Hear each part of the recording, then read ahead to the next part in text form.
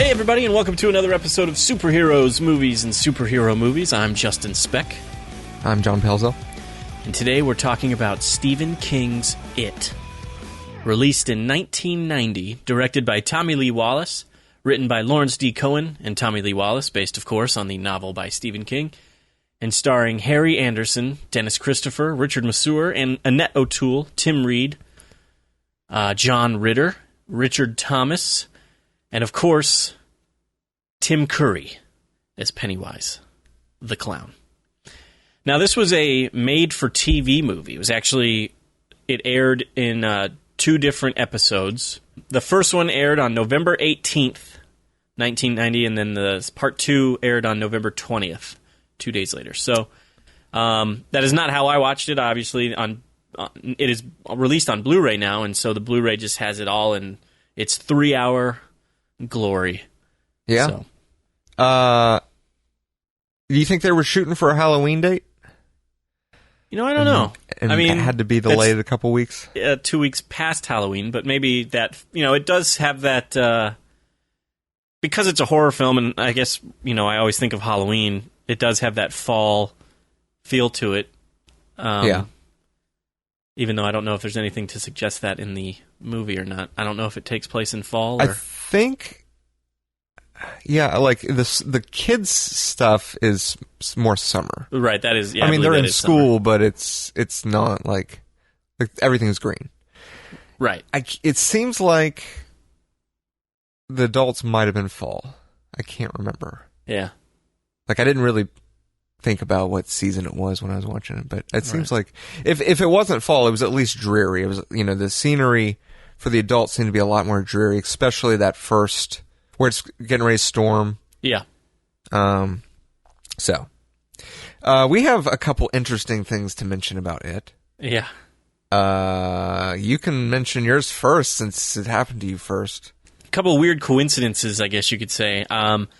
My job at work, what I do is I check video files and audio files for problems. Basically, I do quality control. And I'll do random TV shows and movies and whatnot. And the other day I was working on episodes of this show from the late 50s, early 60s called 77 Sunset Strip, which looks like actually a pretty decent show. But never really heard of the show before and was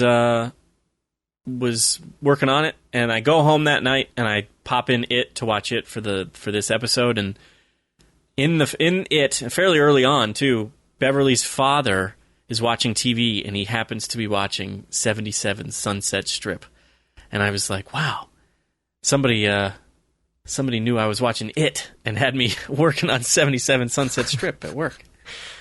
It's very it's pretty crazy. Yeah. So the same day, I go home, and I'm looking for... It's pretty late. I work the next morning. I didn't want to start a horror movie that I couldn't finish or couldn't, would be getting sleepy on.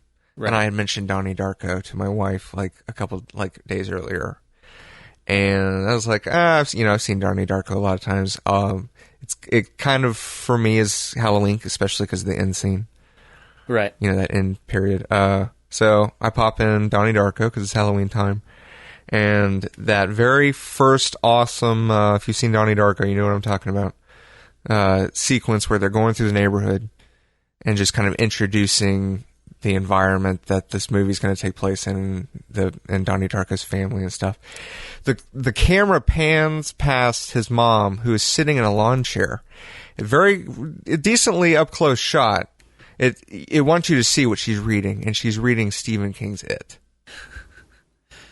which was the same night I was watching it. So yeah, it was a couple of weird. We've been planning to do this It episode for a long time, and this was like maybe 2 or 3 days ago that this happened. Yeah. It was creepy. It was really weird. Yeah. But it just also made us think we chose the right movie. Good point.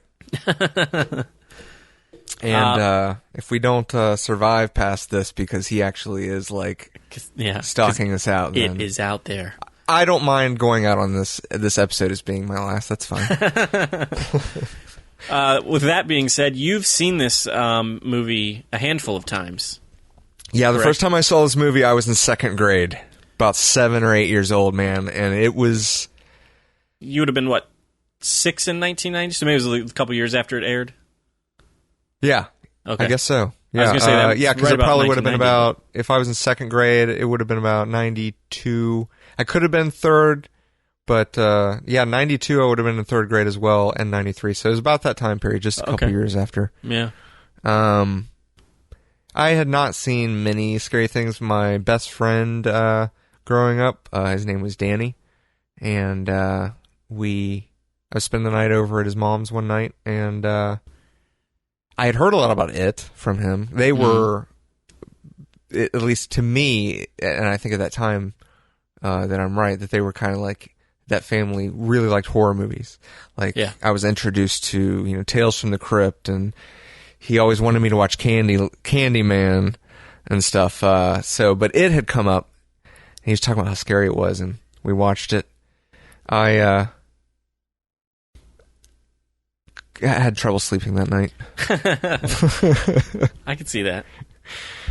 This was definitely the scariest thing I had ever seen. I had seen Terminator, was probably the next scariest thing I had seen. Yeah. Before this, but I was just absolutely blown away at how creepy this movie was, and it stuck with me forever. So yeah, afterwards I've watched the movie many times, and of course had to show my wife and my family, and my kids have seen it, and I showed it to them a couple years ago for the first time, and I'd go around the house with the lights turned off, and I've got my, at the time, 7-year-old daughter who I'm, doing these it voices to, and she's loving it. So it has a big spot in my life. Yeah. A place in your heart. This was the first time I had seen it. It's a movie that I've always wanted to see, and I've owned it on DVD for a long time, but I just never got around to watching it. And honestly, for a long time, I had nothing against Stephen King, but I just wasn't really interested in reading Stephen King, and therefore I wasn't super interested in watching Stephen King things, aside from The Shining. I had seen The Shining, the Stanley Kubrick film, and I had seen the miniseries, and I had read that book.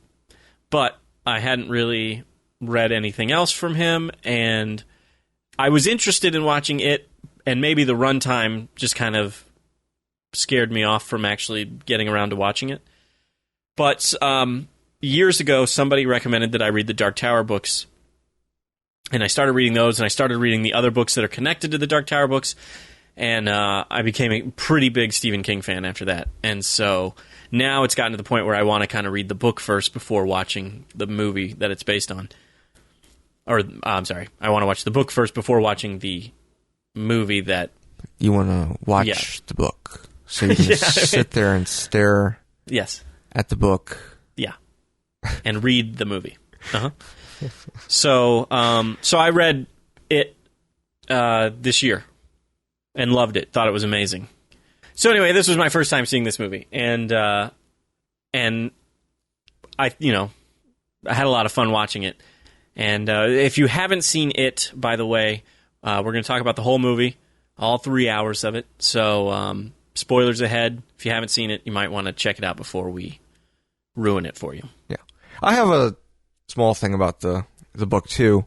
Uh-huh. I had seen the movie, but one of my friends in his elementary school time was actually reading it, and he told me about it.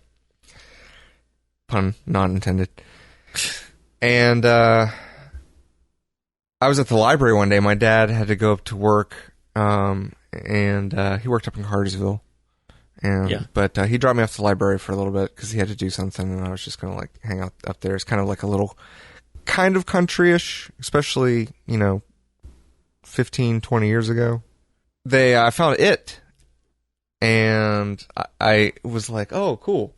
I opened up the book and just started I didn't open up the first page. I just kind of opened maybe a fourth of the way through and started reading. And it was like a sex scene. And you're like, yeah, I took it over to the table and and finished reading the scene because I had never really read anything like that before. That's had never read Stephen King, of course, at that age. First Stephen King book I read was maybe like 12. Not my age, but 2012.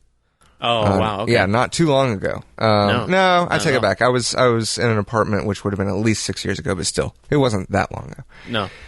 First book I read was Misery, which I highly recommend. That book was amazing. I watched the movie afterwards, and kind of wish I had maybe seen the movie first, because I'm the kind of person that when I read a book and then go watch the movie, usually I won't like the movie as much as the book. Right. I think I've only had one case where I liked the movie better than the book. That was Fight Club. And had you seen the movie first? Yes. Yeah. And that could be why. But I don't think that there's ever been a book that I've read, seen the movie, and liked it more than the book. Maybe as much. I can't think of what it would be. But anyway, Misery was good. I've read Eyes of the Dragon. Yeah. And Under the Dome. Very nice. I have the exact same feelings about books and movies. When I read the book first and then I see the movie, 9 out of 10 times, or even 9.5 out of 10 times, I obviously prefer the book more. And there's things that they cut out of the book that kind of makes me sad, or things they changed that I didn't like as much. And so there's a part of me that wishes that I had watched this first before reading the book. But my fear is always that if I watch the movie, if the movie's similar enough to the book, that it's going to make getting through the book a little harder for me. It's going to make it a little bit more of a chore if I know what's going to happen and everything.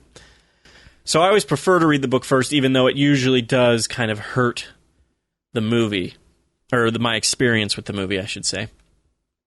That being said, though, I still really enjoyed this movie, even though it does have quite a few things different than the book. And I don't want to talk too much about the differences. I want to focus more on just the movie than the book versus the movie. But I guess on that point, one of the things that I didn't like while I was watching it at first was how they would. It works very well for the movie, and I actually do like it now. But what it was where you would see Mike, or you'd see the adult person answer the phone, and Mike is on the phone, and then they would have this kind of flashback, and they would go into the childhood scenes, and then they would go to the next adult, and the phone call, and then you would go into the childhood scenes. It's very different than the book. The way the book works is it deals with each adult individually right off the bat, basically. And so the first few chapters are, Bill Denbrough gets a phone call, Ben Hanscom gets a phone call, and then after all those phone calls, then you go into the childhood. And so at first I was like, this is a little different, and I think the book is better. But as the movie progressed, I actually really liked the way they did it. Yeah. And especially the way the first half ends, which is where the first episode ends, if I'm not mistaken, which is Stanley Uris getting his phone call. Exactly. And going up to the bathroom and committing suicide in the bathtub. And that, in the book, he's the first person that gets called. And so that whole suicide scene is like basically in the first... I can totally... Yeah, that's interesting. I can definitely see why an author would do that. Mm-hmm. And for a miniseries, you end on that to get them, that's the hook. Right. Makes you want to watch the next episode. Yeah, but when you're writing a book, you want to hook early on. Right. Yeah. So that was interesting, I thought. But the more, like I said, the more the movie kind of progressed, I realized that it really does work this way, and I think it was a good change. And I really actually liked how they had Stanley Uris's death at the mm-hmm. end. Oh, that was horrifying, man, when I was like in second grade. And that, so I told you to make sure that you paid attention to the music. Did you start doing that? I did, and I really liked the music a lot. And I actually found out today that the soundtrack, it's not the whole, it's only 12 tracks. I wish it was more than that. But the soundtrack is actually available on iTunes now. You can buy it on iTunes. Nice. So I think I'm going to try to grab that soundtrack here.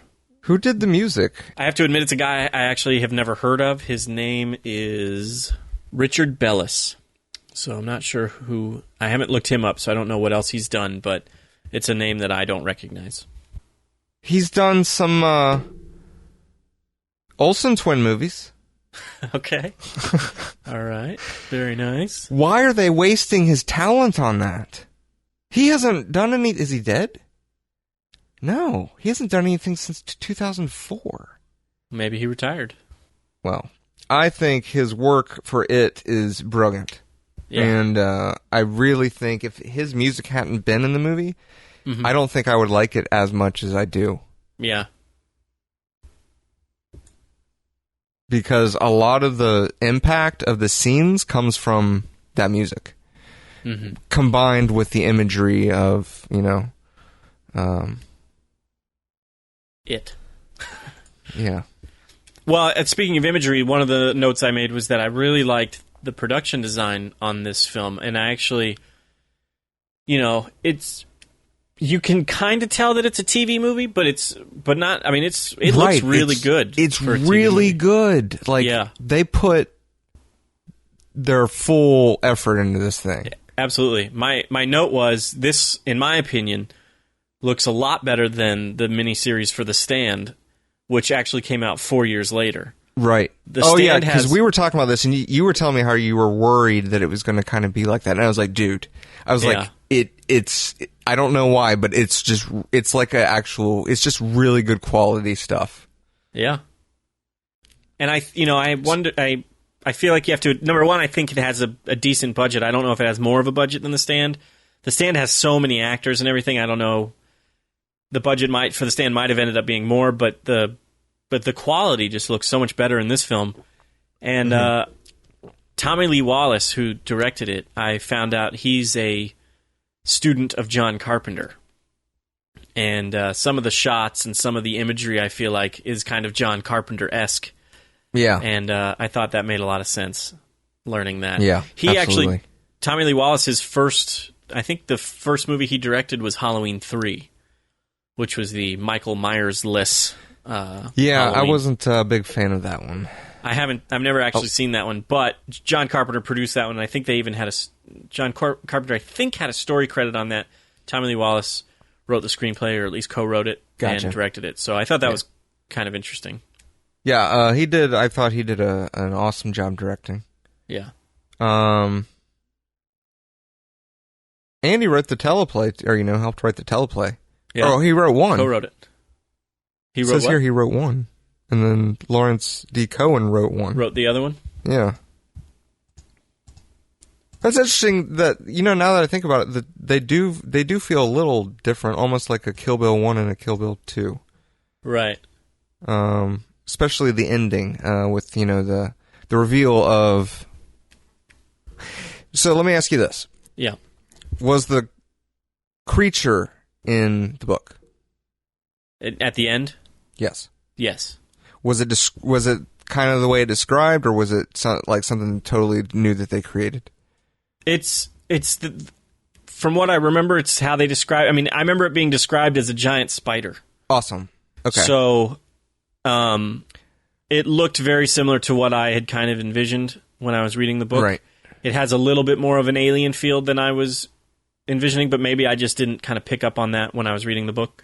Uh-huh. Let me ask you this then: was that in the book? Was that actually it, or was that another image that he was creating, or does it even explain? That's a good question. I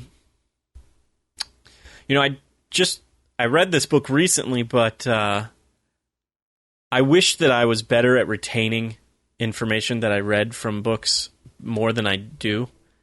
I don't know if there's like a trick to it, but it seems like once I'm done reading a book, I can remember most of it, but like details like that kind of escape me. Yeah, I do the same thing. I don't remember anything in the Harry Potter books. Right, exactly. I remember I read the Hunger Game books. After I saw the first movie, I read all 3 books, and by the time the last 2 movies came out, I went to the theater and I was like, I don't remember a single thing about these books. Same thing for me. Of course, I haven't even seen the last couple of part 3, or Mockingjay, but yeah. So I honestly can't. I want to say it is the natural form of it, but I can't remember. I can't say for sure. If anybody, I think it is because they do rip its heart out, right? But at the same time, I thought it would have been kind of cool if in the book it had described it as like, we don't know what this thing really was. Like, it wasn't even really physical, but yet somehow we found its life source and destroyed it. Right. Because I was wondering if it was just the deadlights, like those ab-looking or the bottom of like a turtle shell almost. Yeah. That glows, because when it's going through that pipe, that was kind of that was a pretty tight pipe. Right. So I don't know if maybe those deadlights just created this form on top of him to scare them, because he was all about fear. Yeah. The idea of this character is just ridiculously good. I sometimes wonder if Stephen King has some kind of like deal with the devil going on or something, because his ideas are I don't know if I don't think I've said it on the podcast. Like, I consider Stephen King my Steven Spielberg, like, for writing. Like, he's my favorite author.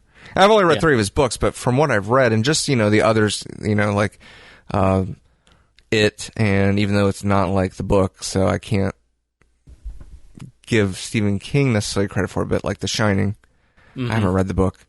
But I know his style from what I've read. He's one of those guys that like on page 3, you're just connected with his like you're in. Right. And I've never had anything like that except maybe J.K. Rowling, but even she was, slower than Stephen King, and just his reputation, all these years, 30, 40 years later, just to maintain that. I mean, he's incredible. Yeah, he's definitely one of my favorite authors too, and I agree with you. I mean, there's still a lot of Stephen King books I have not read, but I've read over 20, I believe, and there's only been one that I didn't really care for. So that's pretty good. Pretty good. Yeah, not to mention, you said you've read how many? Over 20, I believe. Yeah. And we were talking about this the other day, and I mentioned the 3 I read, and you were like, I haven't read any of those. Yeah, I have not read those 3. Yeah. I was like, what does that say? Like, he's read 20, I've read 3, and he hasn't read any of the ones I've read. That also means you haven't read any of the ones I've read. That's smart, Justin. Anyway, back to it. I can't. Somebody's probably out there who's read the book and who loves the book and has read the book several times and is yelling at me for not remembering this. But I like your description of it, whether it's true to the book or not. How the deadlight section of his abdomen or whatever is kind of his true form, and the spider on top is more of just another version of Pennywise and another werewolf and all that stuff. I think that's really cool, and I think that's really smart. And you likened it to a turtle shell, and it's interesting because the movie doesn't talk about this at all, but in the book, there's kind of the opposite of it is kind of a force for good, and it's a turtle. And the turtle sometimes communicates, not often, but communicates with some of the characters. Oh, so is that how stuff like... what's some of the crazy stuff that they said was happening that was like... Oh, like when Stanley holds up the book and starts like saying all the names of the birds, and then it was just kind of weird how that stopped it from doing. Right. Yeah, they basically they each have their own kind of superpower. essentially, these kids, the Losers Club. Love that name. Yeah, the Losers Club. Yeah. I can't remember if it's because of the turtle or not, but yeah, Stan has that bird book, and then I remember one of the other ones that I don't think the movie kind of hints at it, but it doesn't really explain it. But Eddie has this power that, like, he just always knows which direction to go. It's like he's kind of a human compass. He always knows which way is towards Derry and everything. Right. Yeah, I was going to ask you about that, actually. Yeah, when they're in the sewers, I remember one of them, it might be Bill, asks Eddie, like, which way is Derry, and he points. And it's just, in the book, it's explained that he just always knows which direction is the right direction to go. He's, like, never lost, basically. And then, I can't remember exactly what some of the other kids' kind of powers are, but they all have something unique with each of them. Beverly is obviously really good with the slingshot, and there might be more for her as well. But yeah, it's really cool. I mean, it's just, there's so much in the book. The book is like 1,200 pages or something. There's so much in the book. You obviously can't get it all in the movie. And I think what they did get in the movie works really well, and they did a great job of adapting it, I thought. So you liked the movie? I did. I liked the movie a lot. Obviously, I like the book more, but I did really enjoy the movie, and I'm looking forward to watching it again, actually. Yeah. Me too. It might become one of those Halloween staples, watch it every year type of thing. Yeah, we didn't watch it last year, but we watched the year before, and I've seen it a lot. Yeah. I am curious about the new movie that's coming out.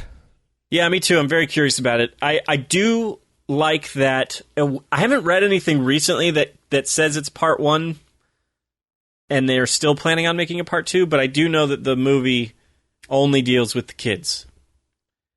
So with that in mind, you'd think that there has to be a part 2. But it's possible maybe they're just going to adapt just that part of the book, and they're not, and especially and if the then movie they'll doesn't take do it well, out when they're kids. Yeah, they're not going to. That I don't know. Takes away a lot of the meat of the story. I agree, and I hope that they still plan on doing a part 2, and I'm be very curious to see who they cast as the adult Loser Club. But my, because I mean, the whole story part about the adults not remembering anything and having to call, get a call from Michael and like have that just life-changing moment where everything comes rushing back, and like all that was just very just well-written stuff. Yeah. So the kid, of course the kids' parts were good too, but anyway. Yeah, I think I agree with you 100%, and I'm hoping that this movie does well, and I'm hoping that it's good, and that we get a part 2. But I'm excited about the new one, and I'm nervous about it at the same time, because I'm excited because it's going to be a theatrical film, and we're going to get a little bit more of the horror element that is in the book that they kind of had to tone down a little for the TV movie. I'm also worried about it because I'm not really a huge fan of how Pennywise looks. Yeah, I agree. I think they're going to try to make this movie look like, I don't know. I'm trying to think of a movie. Pennywise in that costume, it's very kind of an old-timey clown costume, and it makes me think of another film, but I cannot really put my finger on what that other film is. But it's a horror film that I don't think is very good. But I can't really figure out what it is. It's not like the Poltergeist remake or anything, but I don't know. I'm hoping that it's good. I'm hoping that Bill Skarsgård, I believe, is playing Pennywise is good, but he's not going to be nearly as good as that's Tim the thing, Curry. and that's the problem. Unfortunately, I'm sure part of this is me being biased, but seeing the movie so many times.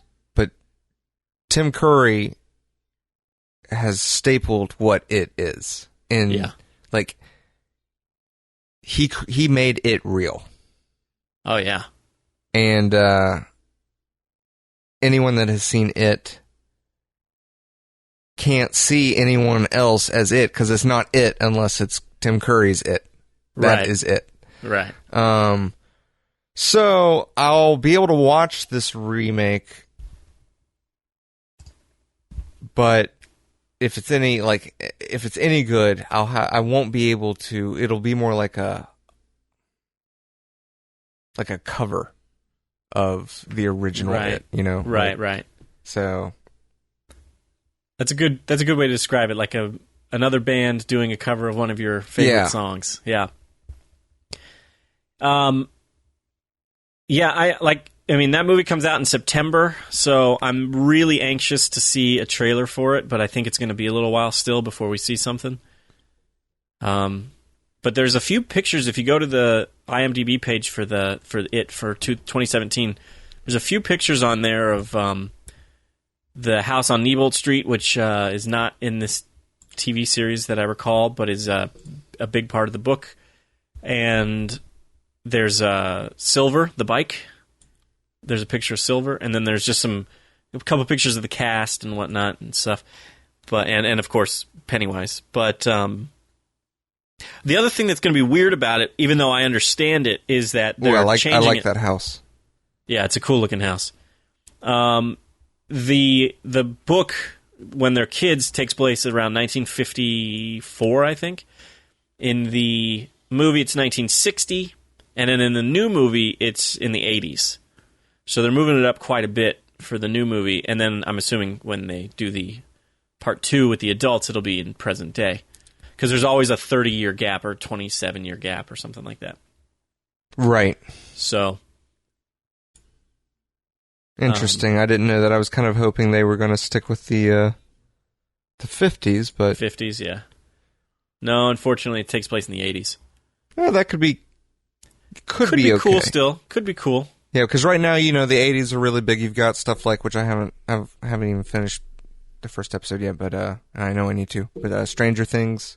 Yeah, you do need to. Yeah. The other reason you need to watch it is because the main kid on that show is playing Richie Tozier in the new It. Okay. Yeah. That's cool. Well, let's talk about cast since we started talking about Tim Curry a little bit. Yep. Obviously, Tim Curry is easily the best part of this film. He's amazing as Pennywise. He's scary when he needs to be scary. He's funny when he needs to be funny. Mm-hmm. And the voice he does...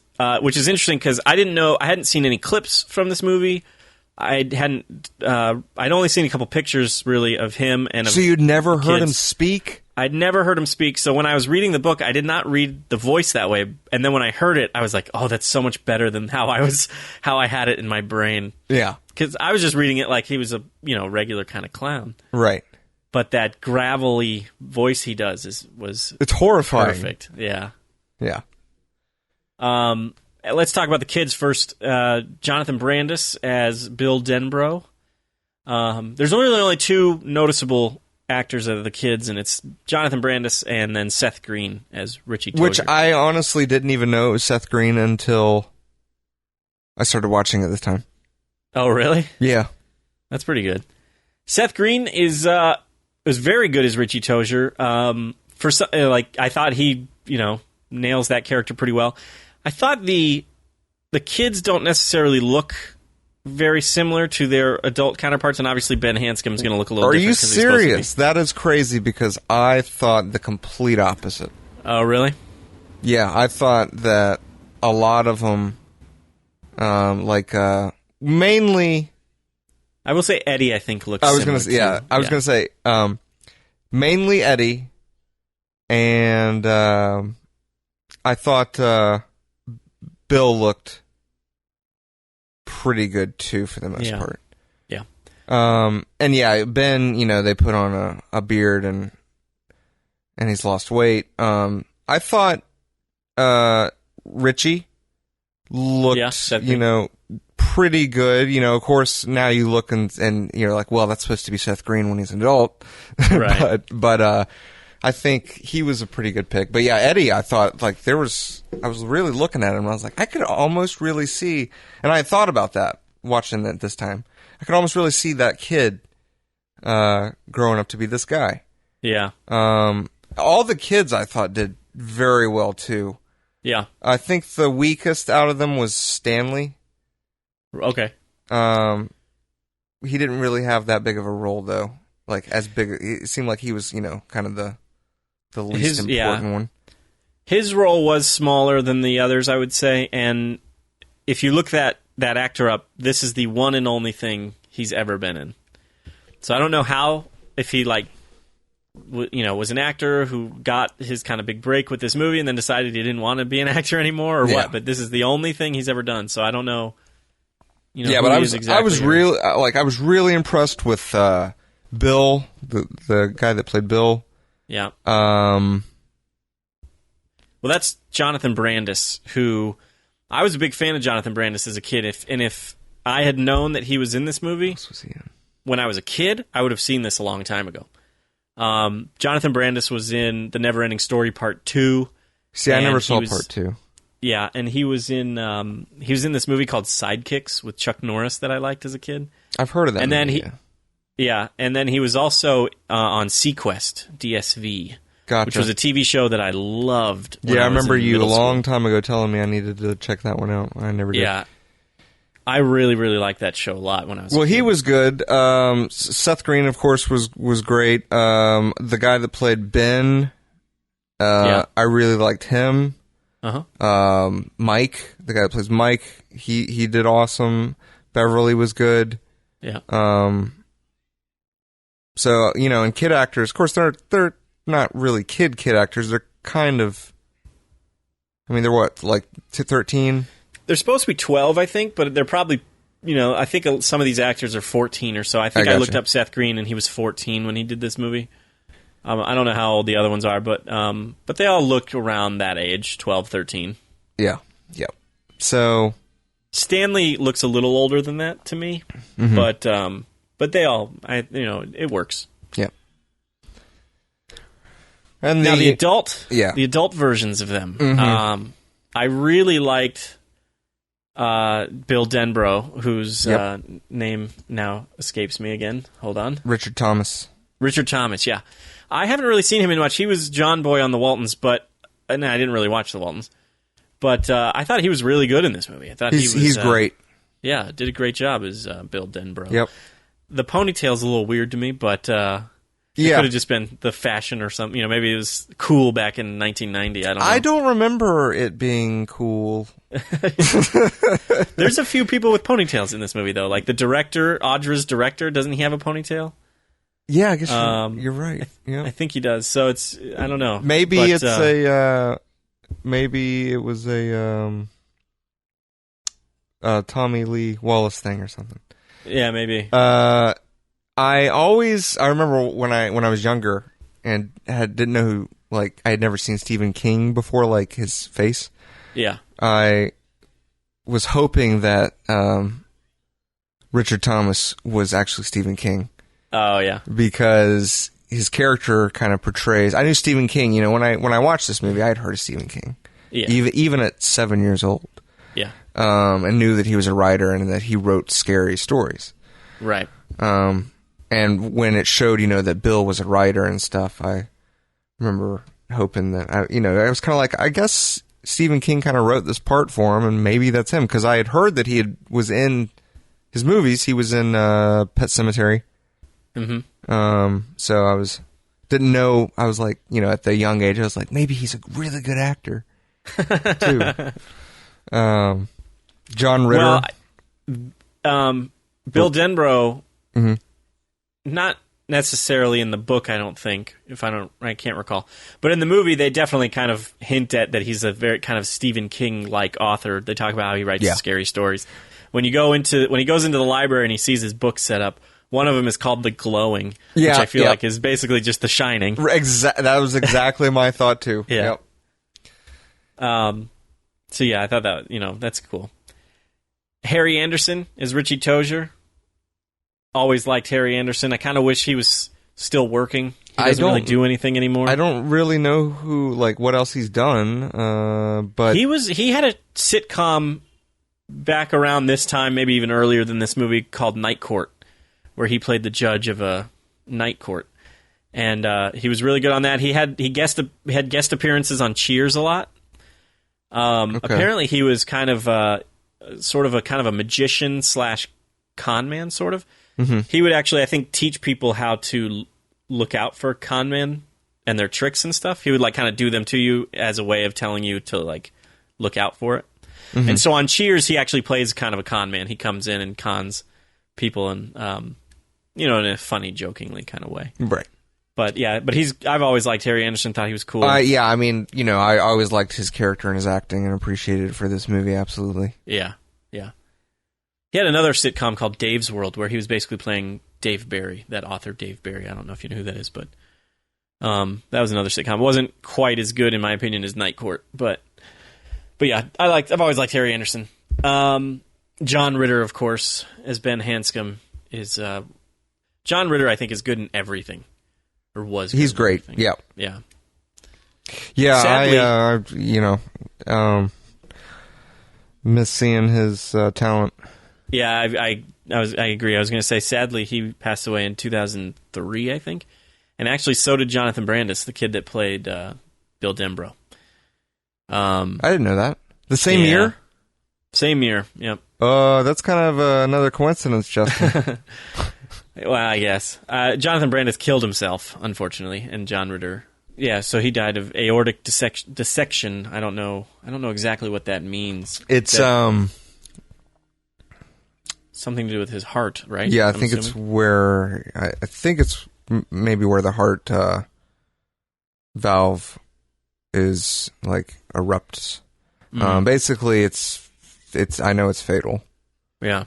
So anyway, yeah, definitely a tough loss losing John Ritter, because he was he could do. I mean, he's very. I feel like he's very dramatic in this film, and he does it great. And then there's obviously he was really funny in other comedies. There's a movie called Noises Off. Oh man, that movie is amazing. It's so good, and he's so good in it. Is Tim Curry in that also? Perfect. Tim Curry's not in it. Michael Caine is in it. Christopher Reeve is in it. John Ritter. Christopher Reeve, yeah. But no, not Tim Curry. But yeah, such a good movie. I just thought of this time watching this movie, how funny it would have been, speaking of John Ritter in comedy, and you couldn't do it in this movie. It wouldn't have worked. But for a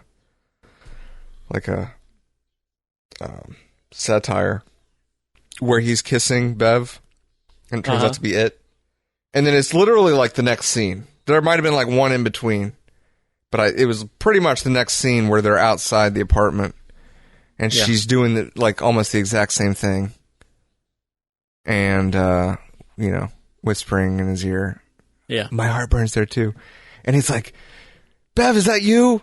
I don't understand. The clown. He's whatever." Yeah. I remember that. She's scene, like, "It's me," and they start kissing.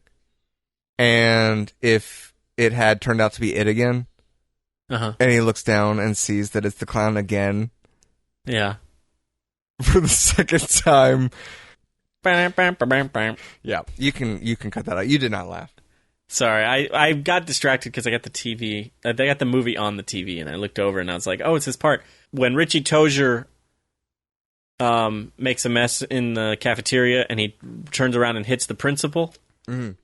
The principal is played by, I didn't notice it the first time around, but the principal is played by the cigarette smoking man. Oh, X-Files? From X-Files, yeah. Nice. So I was kind of paying attention to that, so I apologize for. It's okay. You just ruined my story. That's okay. My little joke. So yeah, we don't have to go one by one, but obviously I want to point out the other actors, Tim Reed and Annette O'Toole, and who am I forgetting? Eddie Kaspbrak, who was played by Dennis Christopher, and then of course there was he was Richard awesome. Masur. Dennis Christopher was great. Dennis Christopher does a great job, and I feel like the young Eddie and the adult Eddie both were a perfect Eddie Kaspbrak. Yeah. They really, like I said, not only the look, but yeah, it seemed like that was Eddie when he grew up, which was great. Yeah, absolutely. Annette O'Toole, I'm a big, I like Annette O'Toole because she's in Superman 3, and she played Lana Lang in Superman 3, and then of course she was Martha Kent on Smallville. So okay, being the Superman fan that I am, I've always liked Annette O'Toole. Yeah, she was awesome. She did really well. Something weird about Beverly, and obviously Ben had was in love with Beverly as a kid and even maybe as an adult. Or actually was as an adult because they ride off together at the end. But Beverly was in love with Bill as children. And when Beverly and Bill first see each other for the first time at the restaurant, they immediately like kiss each other. And it's not just like a peck, it's like a pretty big kiss on the lips. Yeah. And I remember thinking that was a little weird. Like they have a romantic kind of thing in the book, but this was in front of everybody, and they're both married now, so it's kind of just strange that just right off the bat they just start kissing like that. So I had to write that down. I was like, that's a strange thing to do right there, rather than kind of pushing it a little bit later. Yeah, he's definitely married. But in this, she's... I could have missed something, but I heard her say, I live with him. Right. And they were talking about if they were married or not going around the table. Yeah, maybe they changed it for the book. For the movie. Because you don't see him again in the movie. Right. She leaves, and he's never really heard from again, and she does end up with Ben at the end of the film, so I could see why they would make that change. In the book, Tom, her husband, comes after her. He comes to Maine trying to find her. So there's a little bit more with Tom Rogan in that, but I think you might be right, and they got rid of the marriage between them for that reason, because they just knew that he wasn't going to. That was a storyline they just decided to cut out. Mm-hmm. So that makes sense. But Bill's definitely married because obviously Audra comes to look for him, and he has to, try to find her. And so I understand that they had that connection when they were kids, and a lot of that is coming back to them now, which is why she faints. But it just seemed awkward to me that they just kissed like that in front of everybody right off the bat. Yeah, agreed. Especially him. I mean, like you said, he's married. Right. Shame on you, Bill. Shame on you, Bill. He seemed like a good guy, and I would say that a husband that would do that to his wife loses some credibility. Yeah. Another great thing about this movie, which I would attribute actually back to Stephen King, is that they're all very strong characters. They feel like very different people. They all have their strengths and weaknesses. And I think they're all very interesting they were interesting to read about, and they're interesting to watch. Yeah, I was thinking about this, like, especially when they were going through the sewers, like with the flashlights and stuff, and I was just like, this has kind of got like a more mature Goonies feel to it. Yeah, you're right. Yeah.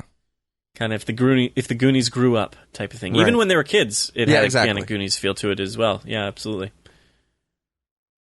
When was it written? Do you know? It was 80. It was either 84 or 86, I think. Somewhere in between there. Okay.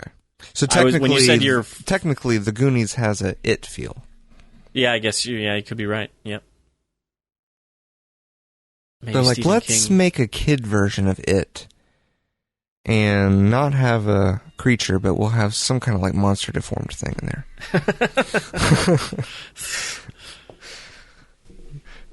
Goonies is a movie I haven't seen in a long time. I should watch that again. It's a great movie still. It holds up.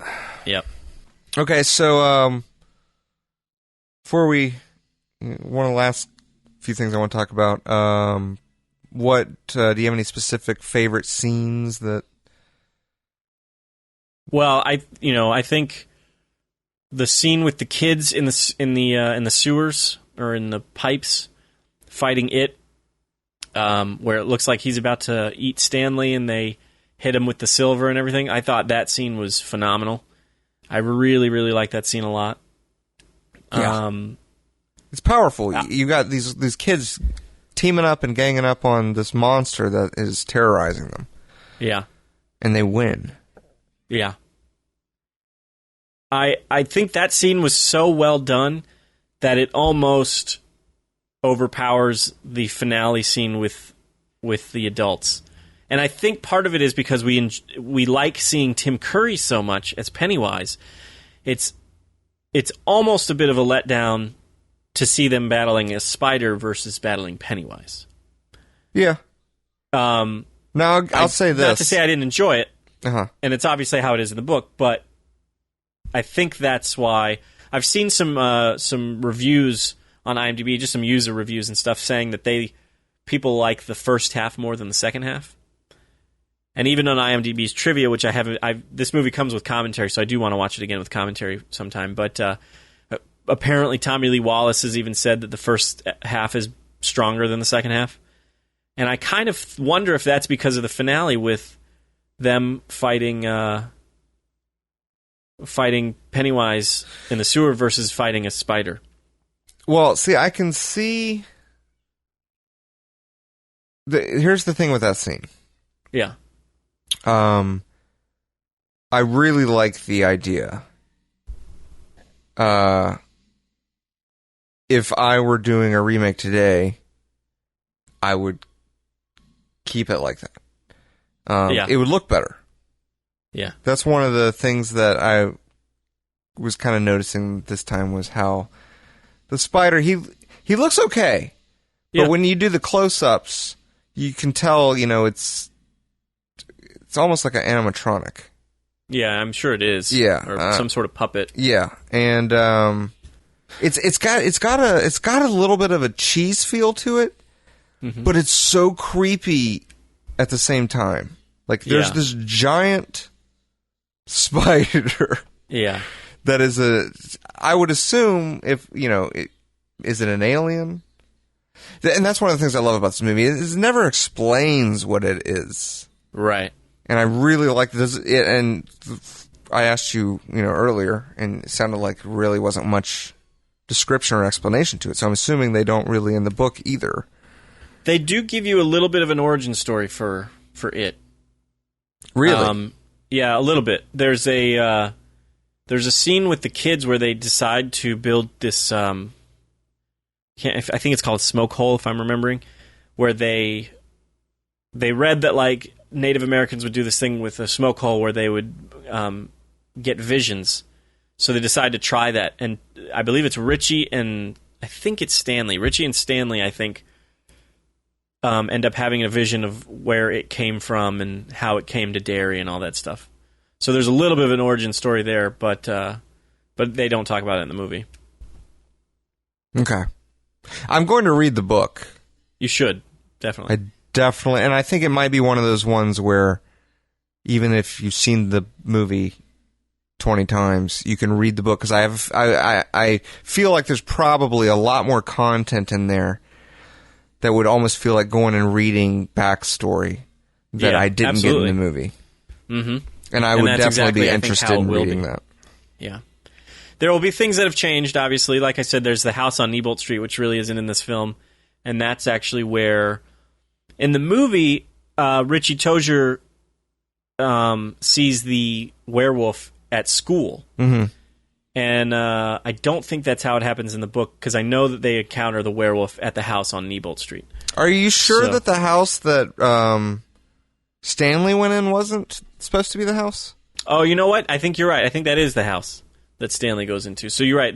But it has a much bigger presence, I guess you could say, in the book. A lot more scenes. A lot more. Yeah, they go back to it a couple of times and stuff in the book. So, but yeah. So another scene that I really, really liked was, and I don't know why I like this scene so much, but I after watching the movie the first time, I actually rewound it so I could watch this scene again.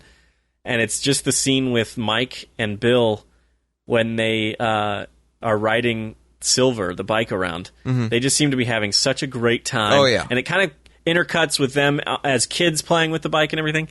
And I don't know why, but it's just, I like that scene. They're just having such fun. It kind of made me laugh a little bit. Yeah. It's kind of like just a lighthearted moment break. Yeah. Uh-huh. And then I love when they drop the cards.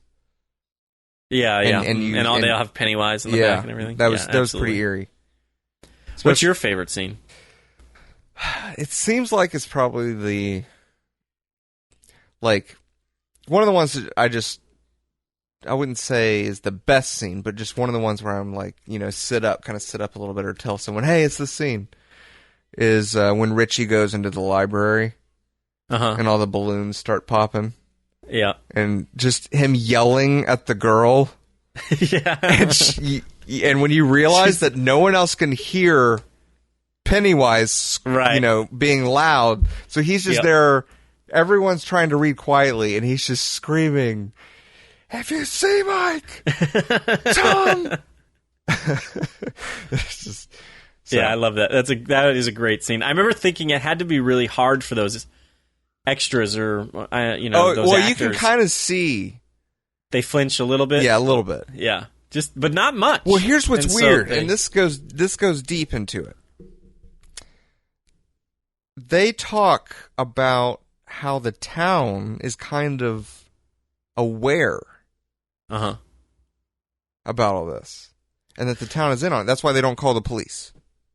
I think it's not necessarily so much that the town is aware of it. I think it's more that the town has been corrupted by it, and they don't realize that they're aware of it. So these people really aren't seeing anything, right? Which is how I always took it. But when I was thinking about that line, that like this viewing, and I was like, are they actually aware that all this is going on and just scared death to do any scared, Right, scared of it. Yeah, maybe I'm viewing it with the knowledge of the book, and unless they changed it for the movie, because I will say that scene with Beverly where she says she sees the old man, she's like about to get beat up or whatever by Henry Bowers and the gang. That old man really does seem like he's slightly conflicted, right, and decides to go inside. Whereas, the way I took it in the book was that it was almost as if he didn't see anything happening, and there was some kind of unseen force that was making him turn around and go inside. Gotcha. And so, that's how I took it, was that the town was more corrupted by it, and they weren't really realizing that there was this thing going on, but they were also being kind of driven by this force that was... kind of like mind control. Yeah, at certain times. Right. It was like the town was poisoned, essentially. Yeah. Yeah. And that's why Pennywise was able to kind of constantly, throughout the years, murder these children, and nobody really... They obviously were aware that children were being murdered, and they put a curfew on the town and everything, but they weren't really trying too hard to stop it either. Yeah. And that kind of shows, I guess, with the... first scene where Mike and the police officer are talking, he's like, "You're the librarian. I'm the police officer." Right.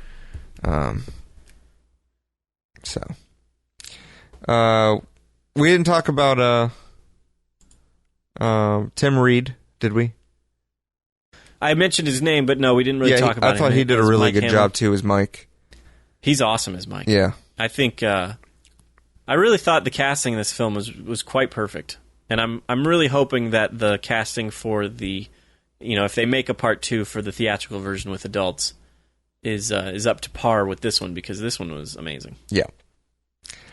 See, that's what I was saying. I told you to earlier. You didn't hear me. You were talking about the book. This movie is really, really, really good. I would say could possibly be in my top 50 favorite movies of all time. Wow. That's pretty good. And it's a made-for-TV movie.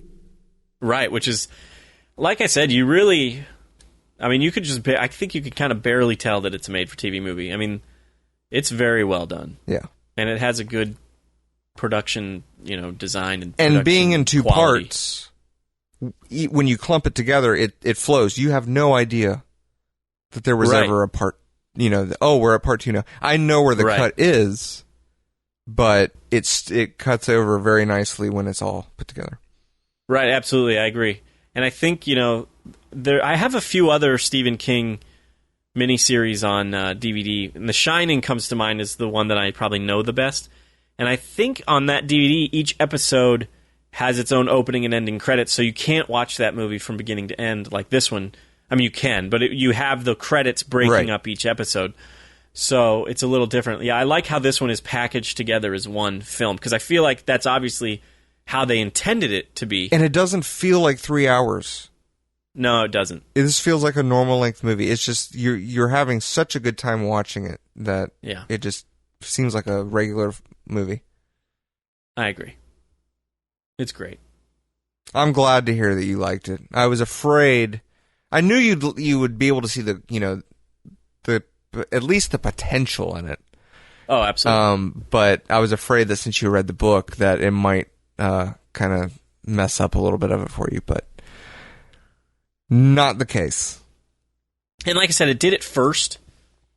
But then I kind of realized that the movie was doing a very good job with, especially what it could do because of being a TV movie. And I kind of just gave in and started kind of accepting it for what it is, and I really enjoyed it. Obviously, books and movies are two different mediums, and they had to make changes, and they had to change things around. And like I said, I actually ended up really liking especially the first half, the order of the film. Mm-hmm. The second half is a little bit more closely related to how the book is, I think. Although it goes back and forth between kids and adults in the book as well. So yeah. But yeah. No, I really liked it. I mean, I'm glad I watched it. I'm glad we decided to do it. Mm-hmm. And I like the part 2, the ending with the spider. I think I said that already, but like I would keep that. I think fighting, and I understand what you're saying, especially with Tim Curry being it, or Pennywise, the clown, that it would have been cool to see them fight. At least do a 2-part, maybe like kind of like an anime Japanese thing where they're like phase 1. Right. Yeah, I think that would have been cool too, actually. Yeah, and if anybody who is making the theatrical version happens to be listening to this, maybe that's what you should do. Have kind of a 2-part battle in that second film. Yeah, exactly. Battle Pennywise at first, and when they kind of injure Pennywise, it reverts to the spider form or something. Yeah, because I always took it that he's able to basically control these people, what they see. Yeah. That he's not a clown. He's not actually taking the form of a clown, but it's an illusion. Of just what they see? Yeah. So if they hurt Pennywise, then he kind of loses his strength to be able to control their minds, so they actually see it for what it is. And I think I actually kind of took it that way with this, but they don't. But you're right. There's no Pennywise. They don't injure Pennywise in the second half. They just walk up to the door. What'd you think of the door with the skulls? I really kind of noticed that for the first time here, how like proppy that was. But it's actually kind of cool. There's like this door, and there's like skeletons like in the like walls or the dirt around it. No, I like that little door. It's again, like, I don't want to obviously talk about the book too much, but that's how it is in the book. I believe it's like a small door. I love it. It's like when they get there, you're like, once they go through that door, then they're coming upon their greatest challenge. Adversary. And it's this little tiny door. There's bones all around it. And like I was saying, it's kind of proppy, like it looks, but it's something like you'd see in a haunted house. Or something. but it's pretty neat. I like it. Yeah, I agree. Who played? What was the bully kid's name? Henry Bowers. Yeah, I liked his performance. The young Henry Bowers was played by Jared Blankard. The older Henry Bowers was played by Michael Cole. Both of them, I thought, did a good job. The older Henry Bowers isn't in the movie very much, he's in it kind of short, but he did an okay job for what he needed to do. Absolutely, and he was another one that I kind of felt like kind of looked like the younger one as well. Yeah, yeah, I would agree with that. Kind of the eyes, I think, is where that was. Yeah. But yeah, I love it. You want to get into ratings? Yes, I do. You want to start off since this was... Yeah, I wish this... I say this... I feel like I say this every time. It makes me question if I should... Go back reconsider to the half stars, because I would love to give this 4.5 stars, but I got to give it 4. Not 5, really? You're not going to give it I'm not going to give it 5. Full 5 stars. it's close, man. Yeah. It. You saved the 5 stars for. Now that you mention this, though, right? Now that you mention this, it's a hard one. I would say, yeah, I'd say 4 because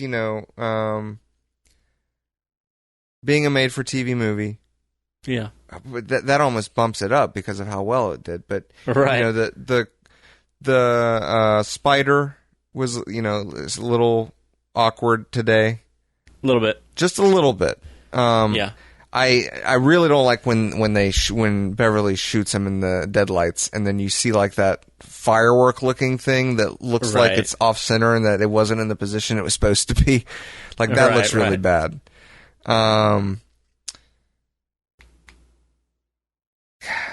Fantastic movie. It might deserve 5, but I'm gonna keep it at 4. Stick with the 4. Well, I kind of agree with you there. I'm not going to give it an A+, but I think what I would give it is an A-. But I can't really tell you I can't give you any specific reasons as to why I would bring the rating down, other than the fact that I kind of save A+s for movies that really just, I guess, give me more of an emotional experience, perhaps. I think it sounds weird, but movies that really just kind of really hit you hard.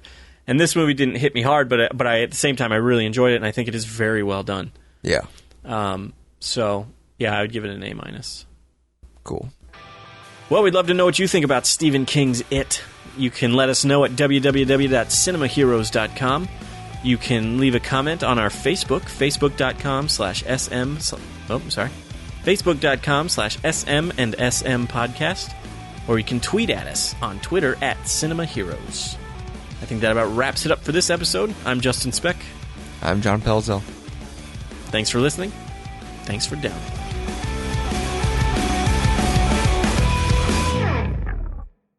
Hiya, Georgie. We all float down here.